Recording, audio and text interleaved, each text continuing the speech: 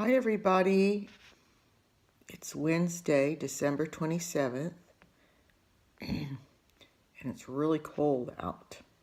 That's why I have my winter scarf on inside. And I'm going to read Chapter 4 from Cam J, The Mystery of the Television Dog. Chapter 4. Donna ran into the bookstore. She pushed ahead of an old man waiting for Poochie to autograph his book. "That's not Poochie! That's not Poochie!" Donna yelled as she pointed to the dog on the table. "Of course it is," Mr. Lee said. "Now get in line like everybody else." Cam, Eric, and Diane came into the store.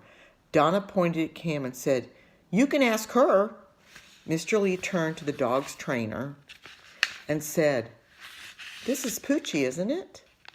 "Of course it is. Just watch." The trainer turned to the dog and said, "Poochie, raise your right paw." The dog just looked at the trainer. "Raise your right paw." The dog did nothing.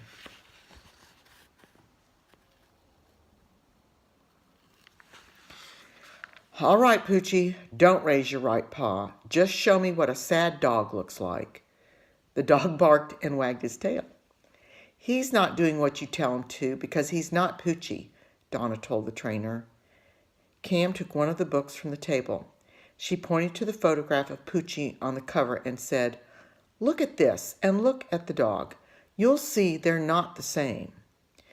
Mr. Lee took the book from Cam. He looked at the photograph and then at the dog.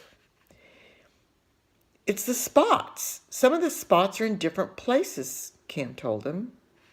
Mr. Lee looked at the photograph again and then at the dog. "You're right," he said. "This isn't Poochie. The dog I brought here was Poochie." "I'm sure of it," the trainer said. "This is only my first week on the job, but I know they wouldn't give me the wrong dog." "It was that red-haired man with the dog biscuits," Eric said. "He must have taken the wrong dog home. This must be Cloudy." When the people waiting in line heard that the dog on the table wasn't Poochie, they left the bookstore. Oops. There we go. "I took time off from work to meet Poochie," one woman complained as she left. "And I put on a suit and tie," a boy said. The trainer sat down. He looked up at the ceiling and said, "I don't know what I'm going to do now." "Well, I do," said Mr. Lee. "I'm calling the police." As Mr. Lee walked toward the telephone, Cloudy jumped off the table and ran out of the bookstore. "Get him!" Mr. Lee told Cam, Eric, and the twins. "No, let him go. If he's not Poochie, I don't want him," the trainer said. Cam didn't listen to the trainer.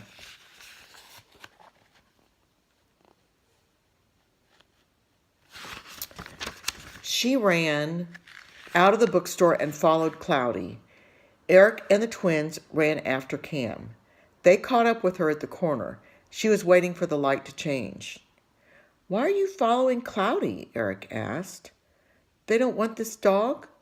Donna said. "They want Poochie." Just then the light changed. "Just come with me and keep your eyes on that dog," Cam said as she hurried ahead. Cloudy was almost at the next corner. Cam ran quickly down the block. The others followed her. They followed Cloudy past a busy shopping mall and a block where some old houses were being torn down. Then the dog walked through a hole in a fence. He walked through a backyard to a block lined with small houses. Cam, Eric, and the twins squeezed through the fence.